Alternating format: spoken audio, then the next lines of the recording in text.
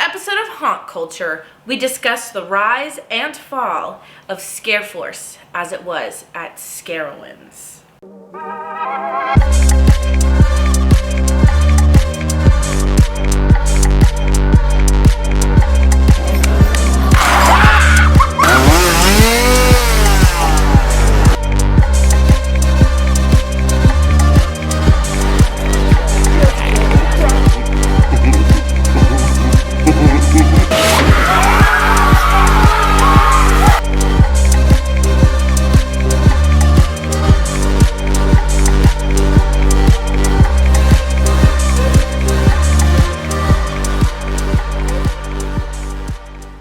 Scareforce was its own entity at Scarowinds. It was a group of selected performers that got to walk around the entire park. They weren't trapped in a scare zone or maze. They could scare you anywhere within the park.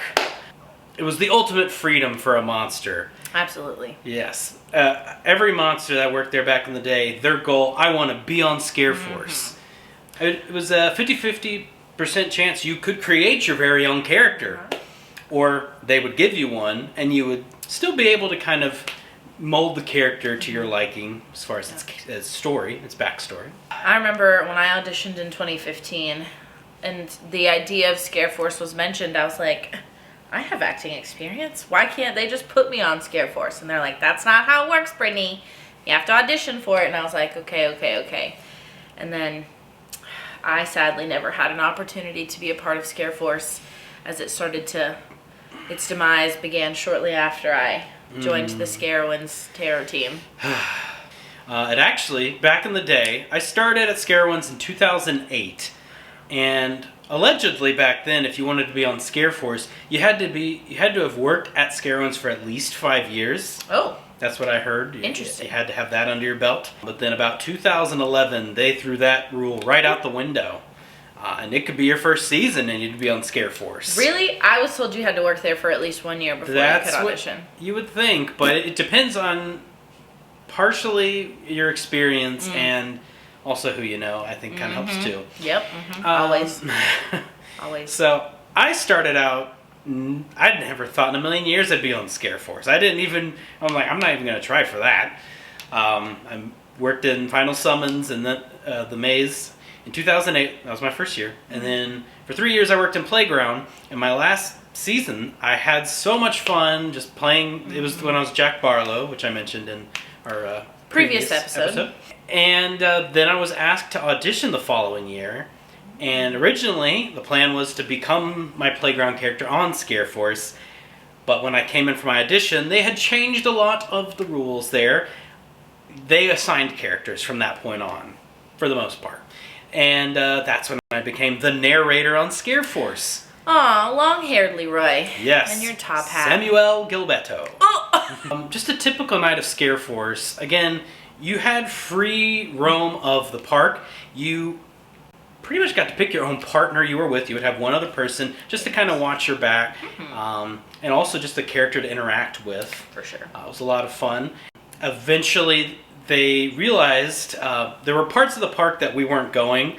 More specifically, down at the Hurler area, before Bloodyard was there, there was nothing. It was bright, and it wasn't a fun scare spot. And they're like, you guys have to go down there. And we're like, no, we don't want to. So they changed it one season where the park was separated into like 5 different areas. They assigned 4 monsters to one area, and we would have to rotate every hour during the night. Oh, interesting. So that way the park would have Scareforce talent all over. Scareforce was kind of originally divided into 3 tiers. There was the Scareforce characters, the best known part of it. Then there were the sliders. There was probably about 3 of them or so that actually could walk the whole park. The rest were assigned to an area that their characters were themed to. And then there were the street performers. Oh, I thought you were going to say the stocks, because I thought stocks were also... Stocks eventually were added. They were kind of their own group. Oh, cool. Stalkarounds, if you don't know. They're the really tall guys. The really tall puppet characters. that look like they're just a regular statue or prop or something, and they jump out at you. We got a whole video about those from Scarowinds The Series. You can watch, link down below. Street performers. Street performers. You're fine. This is these were monsters that had a special talent. Ooh, I think I remember a few of them were still around when I finally joined the Scarowinds. Yeah, they kind of dropped the name after a couple of years, but they had like a juggler. They one time had a hula hoop person. Ooh. That didn't last too long. I was gonna say that does not seem very, unless she's hula hooping above her head all night. There was an illusionist. Ooh! This guy was so cool. One of the coolest tricks he did was he would like, I don't know how he did it, but he was holding his legs next to him, and he was just a torso. Oh, that's cool. That was pretty dope. I like that. And then there was a violinist. I loved her. She was very cool. Was the longest running street performer.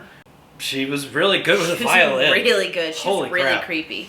Yeah. She would play like horror tunes, and her scares were always, she would like, and when she would jump out at people, it was very cool. I remember being like, that is a great use of your talents. Those are your 3 tiers there. So on a night, like I said, we'd have free roam of the park, and then about 15 minutes before the park closed, the announcement would come on saying, Scarowinds will close in 15 minutes. And that was our cue to go to Nighthawk Alley. That is the alleyway underneath the Nighthawk roller coaster. And that was one of my favorite parts of the night. Because no matter if you had a good night or bad night, it was always fun because everybody was together in this one area. Got to see your buddies. The Overlord referred to it as a shark tank because you would walk down this alleyway and there'd be monsters littered throughout. Yeah, it was our own little Scareforce scare zone. Oh, that's so cute. Yes. And it was probably nice that it was only 15 minutes of the night and not that too. The entirety of the night. If you were already kind of low from your night, it kind of picked you back up because everybody's energy was kind of up there having fun. Another way we would keep the energy going at that time and on slow days is we'd play a game of tag. Scareforce tag. It kind of got outlawed after a while, but it was an effective tool because it kind of perked us up because we're like, oh, I don't want to get tagged, and we would... Part of trying to tag people would also be scares, so we'd be scaring people as we're tagging each other. It worked pretty well for the most part. And now I'm going to go into more detail about the characters of Scareforce. Some of the more iconic ones over the years. We're going to start off with one of the most popular characters of all time, Barnacos Winds. Oh, Barnacos. The Monkey Man. His character, I don't know this for sure, I believe he started as the character in 2010. I remember the first time seeing him, I was in the playground, I'm like, who the heck? Why is there a monkey walking around Scarowinds? And on paper, that's really weird for a PG-13 event to have a monkey walking around. And, he didn't have blood on him or anything. He had a green hoodie, ripped jeans, and he had a little fuzz coming out of the holes in the hoodie and the jeans. And he, of course, had a monkey. He had a prosthetic. At one point, it got switched to a sock, I think. A sock mask. Oh, okay. Interesting. But most of the time, it was a prosthetic. Not only would they come every season to see him, every weekend to see this guy. He was just so full of energy. Yeah. And he never said a thing. He would do grunts and groans, little monkey sounds, but he never said anything. Wild. And yet he was so popular. There was a time period where every monster in Scarowinds had their own Facebook page for their character. Ah, yes. He was the most successful with it. He would have fans messaging him, say, oh, we love you, you're so great, you're hilarious. And some that actually would be looking for guidance from him and even be I was in a really dark place and you brought me so much joy. Aww. He just had such a wonderful impact. My thing is marketing missed a huge opportunity because if they had made plushies of him, oh my goodness, they would have sold out in seconds.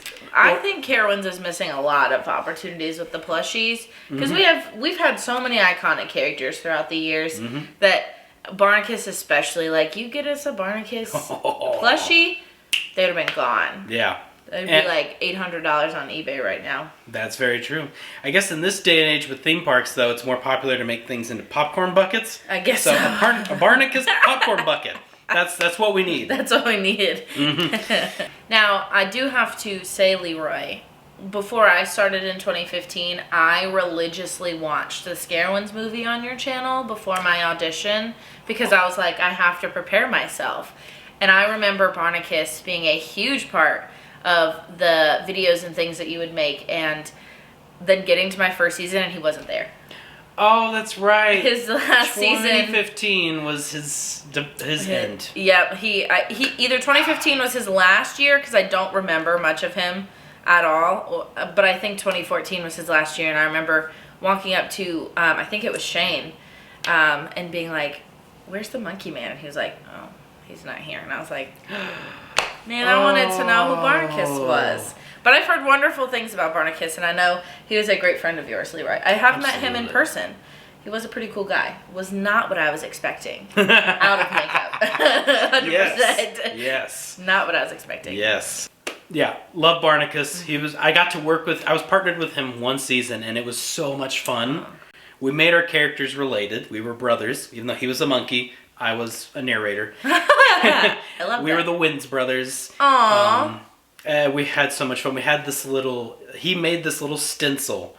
It was like a gear and some kind of like weapon or something in the middle, and we'd have it airbrushed on our necks. Aww. We were matching. Aww. Cute. Moving on to our next character, another very popular character from back in the day, Lila, the doll. Her character, she just would move around like a doll. Mm-hmm. She'd do the different movements. She'd talk kind of like a creepy doll would. Yeah. And funny enough, her and Barnacos, character-wise, had an on and off again relationship. There was a whole soap opera series documenting it. It's pretty wild. Oh my I gosh. think it's still on YouTube somewhere. If I find the videos, I'll put a link in the description. I think Holden was telling me about this because I think Holden's character got wrapped up into this. Devin Rebel, yes. Yes. Devin Rebel was involved with that. Devin Rebel's a story for another time. Yeah. It was one of the wildest things. That was back in 2011. Oof. Which was like the big wild, wild west year of Scareforce. There were so many characters. All the cowboys. Some really weird ones, which a lot of them will be mentioned in a minute here. Oh, cool. So anyway, Lila and Barnacos were always an on and off again thing. It was so cute to see their little squabbles and very entertaining. And then eventually Lila did have a sister character added. I don't remember what the character's name was. But I'll put a picture here. And Lila was the only Scareforce monster to actually be used in marketing. She was in one of the Scarewind programs. Oh, yeah. And she was used in like advertising and like Harris Teeter and stuff. Whoa. So wild. Yeah. There are so many characters on Scareforce, and if you guys want to hear more in-depth stories and more weird characters that were on there, let me know. I could do a even longer video with that. But now I'm going to kind of dive into more of the obscure characters. The weird ones. I remember some pretty weird and off-the-wall type characters. I'll mention some now, and then you tell me what yours are at the end. Who I remember. Yes. Okay. Again, Leroy's got a lot more experience with this, so I'm hearing a lot of this for the first time as well. So hope you're enjoying this as much as I am. Yes. So here we go. Ooh. Some of the weird characters to ever be on Scareforce. Starting with one of the weirdest ones, I think, Hobo Lady, also known as Ophelia Bagsterlady. She was a homeless-looking woman with a shopping cart full of trash and giant spiders. What? I've never even heard of that. Yep. She was only there in 2011, I believe. Oh, okay. Yep, way before my time. There she is. What? Hobo Lady. Hobo Lady. Wow. Mm-hmm. That is very strange. She existed.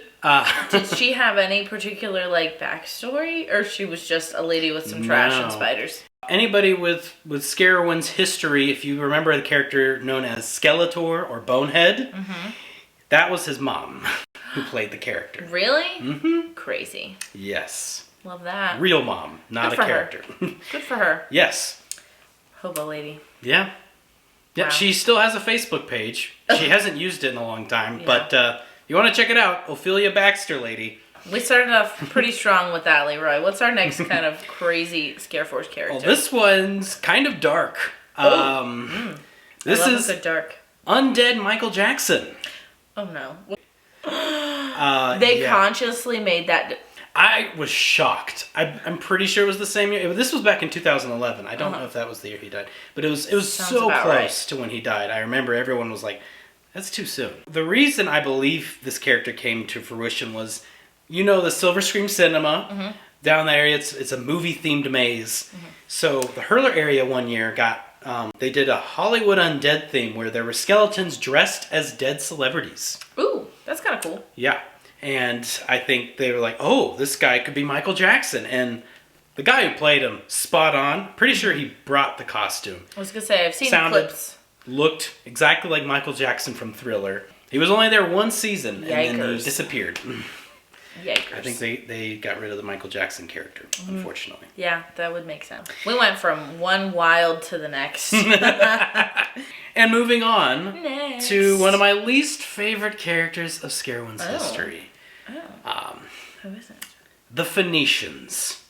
The Phoenicians. Do you know what a Phoenician is? I'm sure as soon as you tell me, I'll know exactly what it is. Well, I would say the vast majority of regular people have no idea what it is. Mm-hmm.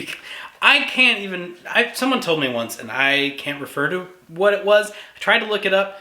There is a country known as Phoenicia, but I don't believe it's connected to these entities.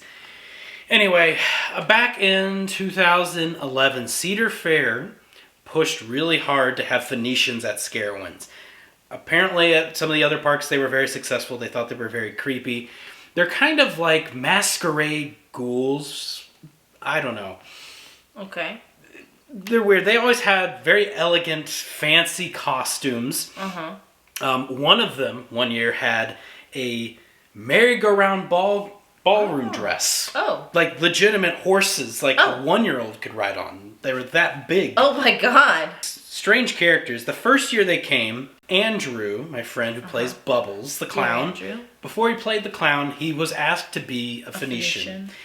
And he got mistaken for a woman quite a lot. But he had fun with it, because when people would come up and like, hey girl, can I have your number? He would like reveal the mask and show his man face, like, oh, you're a dude. He had a lot of fun with that. And I commend anyone who played a Phoenician. That was a very challenging character to play. Yeah. I was going to say, it sounds like something that was mentioned in a play I was in one time. He does kind of look like a woman. Yep. And it didn't help that his counterpart was a woman, also playing a Phoenician. That's a different year, the other character. I mean, they just look like weird characters. Like, they look like there's no... It reminds me of when they tried to do, I don't remember what they called them, the German gnomes during Winterfest. Oh, I remember those. It made no sense. Like, it was supposed to be, like, including other cultures and things like that. But it made absolutely no sense. That's exactly what that says to me. Yep. And I feel like I've seen that picture of Andrew before, and I was like, is he a deck of cards? Like, is he just... Yeah. It's hard to explain. It was one of those characters that definitely you couldn't guess by walking up to him. They definitely dropped the ball on that one. Moving right along, we have another character introduced during the 2011 Scareforce boom. That just seems like a bad year for Scareforce. Or just a hilarious collection of characters, really. This one was Whiskey Bob. Whiskey Bob. He sounds like a good time. Yes. He was there long before Outlaw's Revenge was created. Oh, okay. He was the first cowboy of Scarowinds. He was the only Scarowinds character especially Scareforce character, that actually had prop guns. Ooh. He had 2 pistols. Nice. Yeah, don't do that anymore. Nope. Not even in Outlaws. Nope. Yeah, he was an undead cowboy on Scareforce. He was known to be kind of a villainous character in the Barnacos and Lila love triangle. Ooh. He would be trying to steal Lila away from Barnacos. What a rascal. Yep. He was quite the character. Yeah, I've seen pictures of Whiskey Bob before. Yep. I love this person that's just behind Whiskey Bob in this picture. That is a character for another story, Death Metal. Oh, God. Oh, jeez. He had his own guitar. Actually, you could see the guitar right there. Oh, okay. It was pretty cool. It had a little skull in there and stuff. Oh, yeah, that's pretty cool. Death Metal character. If you want to hear more about, let me know. I'll do a more in-depth Scareforce video. That's a little less weird. That's like the less Yeah, on the bottom it was just of the leads. it was more of just like Strange. at the time there was nothing Western themed at Scarowinds, Right, so, yeah, so he it was really strange. stood out. And again, he had gun props, so that was different. That's Way to something... start the cowboy movement, Whiskey Yeah, Mom. yeah. Thanks for that. Yeah, that was almost 10 years before before they created Outlaw's Revenge. Yeah. One of the older Scareforce characters. Oh, okay. This was back in 2008. Okay. He was known as Dogface Clown. Dogface Clown. Yes, he was a clown, and I don't know, for whatever reason, they gave him a werewolf prosthetic, painted up like a clown, had a red nose, and a rainbow wig. And he was a very popular character long before Barnacos and Lila. Right. He was Dogface Clown. Everyone knew who he was. That just sounds like it was like one of the face painters at a carnival draws a dog on your face and you put a wig on and you're Dogface Clown. This is Dogface Clown. This one's where he had the more werewolf. What? Face. Yeah. Ew. Yeah. I don't like that. At all. He was a very talented performer. He was very good at he looks, nothing against the actor, but that is a hodgepodge of a character if I've ever seen one. So that's my top 5 obscure characters. Mm-hmm. Like I said, there's more. If you want me to go more in depth in another video, let us know in the comments. Yeah. But why don't you go ahead and tell me some characters you noticed on Scareforce? So some really weird, the first couple of years, I think the year before they did the hordes, the very last year with death and famine and all of those things, it was more of a hodgepodge of characters. And I remember the dude with the puppet. He would walk around with his little puppet. That was very strange to me. Oh. Was it a marionette? It was a marionette puppet. That was a Gilbetto character. That guy went on. He was very nice. Yeah. He was very kind. That guy would go on to play War in the that's right. season. He was a War. Mm-hmm. He was like a really big dude, like really tall dude, big wide shoulders, was so nice. And he would just run around that with his was such a random character, but he did great with it. Yeah, he was great with it. It was a huge marionette puppet, too. Yeah, it was pretty big. It was pretty cool. I liked that one. And then just made absolutely no sense. Just the strangest was Julie's Tooth Fairy character. Oh. It was like well done. She was a great Tooth Fairy, but people didn't really know that she was the Tooth Fairy. And it didn't really fit. She was the Tooth Fairy before it was a maze? Before it was a maze. She started the trend, which, way to go, Julie. Thanks for that. Julie, she was very passionate about that Tooth Fairy character. She created that character. Oh, I'm wow. pretty sure. Very cool. Yeah. I love that.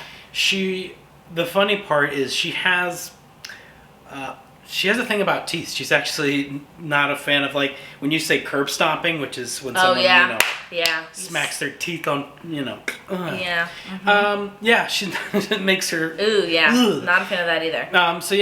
I think it was really cool of her to take on something that she's actually fearful of. That's teeth. Really cool. It was just strange to see, because you had the Weeping Angel, you had the Gilbetto character. Ooh, don't call her a Weeping Angel. I'm so sorry, she's not a Weeping Angel. No. I know, I'm so sorry, Becky. Oh, she's gonna come for me. Yeah. The statue character, I don't ever really know what Shekinah. Her character's name is Shekinah. She can't cut that out. I don't want Becky to come for me. I love Becky, I don't want Becky to find me. I just remember, like, just the wider range of, like, there wasn't really a story with Scareforce, and I just remember the Tooth Fairy. I was like, oh, there's the Tooth Fairy. That's pretty cool. There's a puppet dude. There's a statue lady. There's a lot of really strange things. Just a lot of, and some of them didn't even really connect with the maze or a scare zone. They're just they were just these random monsters. Mm-hmm. It was interesting to see. Yes. I would eventually get to actually bring Jack Barlow to Scareforce. Yes, I do remember that. In 2017, I had that opportunity, which was just a huge honor. After almost 6 or 7 years ago of playing Jack, to finally bring him to Scareforce. Yeah. Oh my god, that was so much fun. Yeah. I had a blast. I was going to say, I think you and Kayla were both. We did. We both reprised the roles. And that was just a very meaningful season. If that was going to be my last season, it would have been perfect. like I said, there's a whole so array much of characters. crazy stuff. I will definitely, if you guys want, I can go into more detail about the entire history of Scareforce and all the weird characters that used to be a part of it. Because there's definitely, it's very interesting to talk about these characters. And we could even have some of them on the show. Yeah, that would be so much fun. Bring some of them over. And then I could talk about Skeleton Keys if you wanted. They're not as cool as Scareforce. I think that's an interesting Skeleton Keys part. have a very special place in my heart. And I push every year to bring them back. I want to bring them back so bad. The demise of Scareforce. I was going to say, now we have to come to the sad part of it all. The sad end. The ending truly began in 2018 when they introduced the 4 Horsemen characters. Which was just such an incredibly cool idea. Yeah, I don't think any theme park's really taken that on before. And especially being here in the Bible Belt, you would think they wouldn't touch it. Yep. But they went there. They had war, famine, plague, and death. Really, really cool concept. Beautiful execution. Oh my gosh, costumes. The costumes were gorgeous. So what they did is they took all the Scareforce performers and divided them up into 4 groups. And the 4 groups could not be in the same area. Nope. And we all kind of had to stick close to each other. I had a good group. I was in the Plague Clan. Julie was our plague savior. Yeah. And we had a lot of fun goofing around. I would pretend to sneeze at people and scare them. People that were like fans of Scareforce and stuff, I know people that were trying to find me, they had a harder time finding us because we were in these little groups, and there was only 4 groups that would go around the park. Harder to find. Fewer people. Yeah, fewer people. Because there was the staple character, and then I think there was, 3 or 4 other people with them? 4 or 5. 4 or 5. Each clan had like a slider. Oh, that's right. That's right. And some other characters. It was a cool concept, but I think the Scareforce part where all these like independent personal characters just disappeared. Felt less personal. There wasn't as much interaction that the guests could have. Less personal. And they didn't really...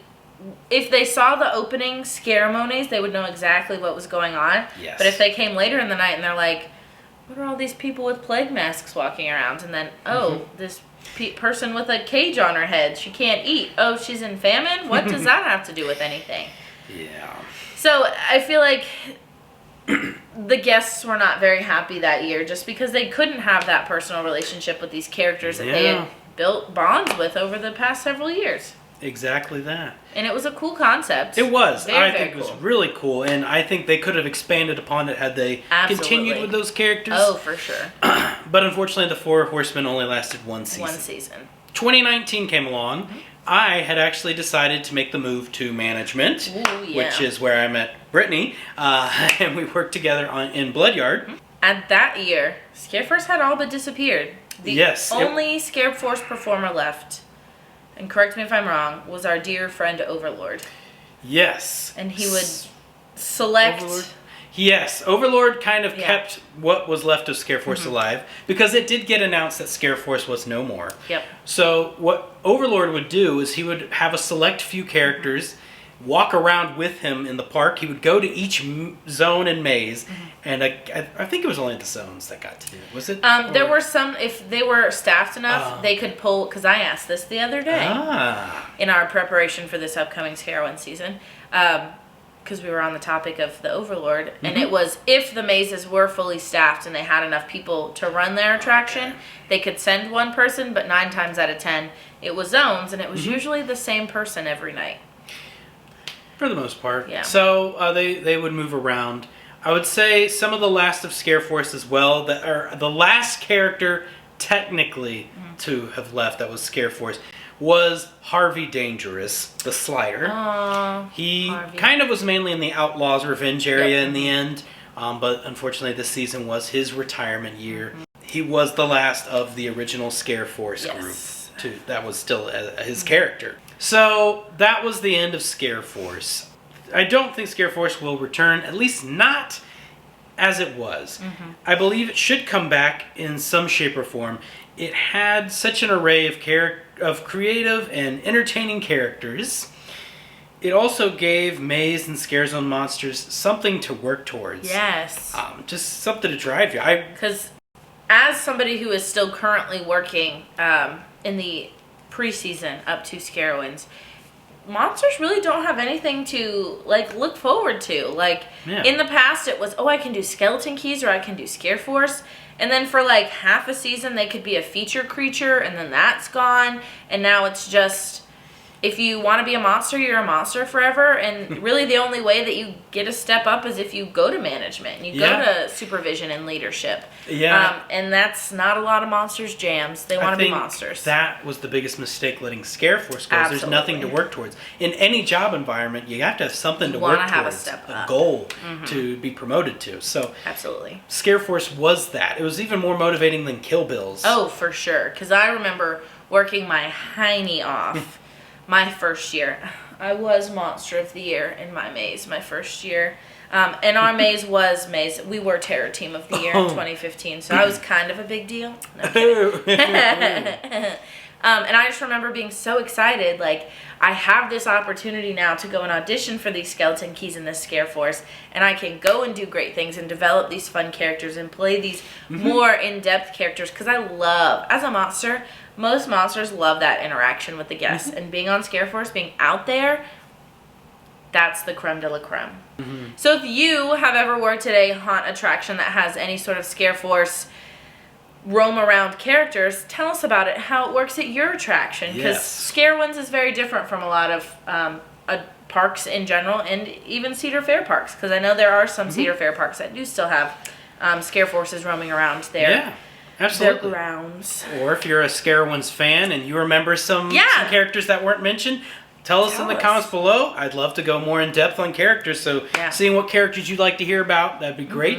And just what other haunt topics would you like us to discuss? Because it's all things haunt. I know we talk a lot about Scarowinds, but we're here to talk about all things haunt. This is just our personal experience. That's what we have the most knowledge of. So give us some ideas. We do have one more special episode. We do, our Halloween episode. So what will we do? Stay tuned for it. Next week it's going to be really, really cool. We're very excited about it. Vincent's got something going in the works. Hopefully he's going to get us some Halloween Horror Nights tickets. Oh, that would be nice. That'd be great, Vincent. Go see the Pumpkin Lord. Yeah! Oh my god, he looks so cool. Yes, he does! Oh my gosh. I want to see him. I want to meet him. Pumpkin Lord's cool. All hail Pumpkin Lord. All hail Pumpkin Lord. And Overlord. Ooh, who would win in a fight? Pumpkin Lord or Overlord? Let us know in the comments. My money would be on Overlord. Because I think Pumpkin Lord's stuck in his pumpkin. I think he is. But he could probably roll over the Overlord. Or maybe he makes pumpkins grow and fight for him, like evil Jack. Oh, yeah. Like... All right, well, I think that's going to wrap up this week's Haunt Culture. Thanks for joining us. Thanks for listening to about Scareforce, Scarowinds. Yeah. Please be sure, if you haven't already, subscribe to the channel. Trying to get to 1,000 subscribers by the end of this year. The clock is ticking, folks. All right, and we'll see you next week in our Halloween episode. And remember, keep it spooky!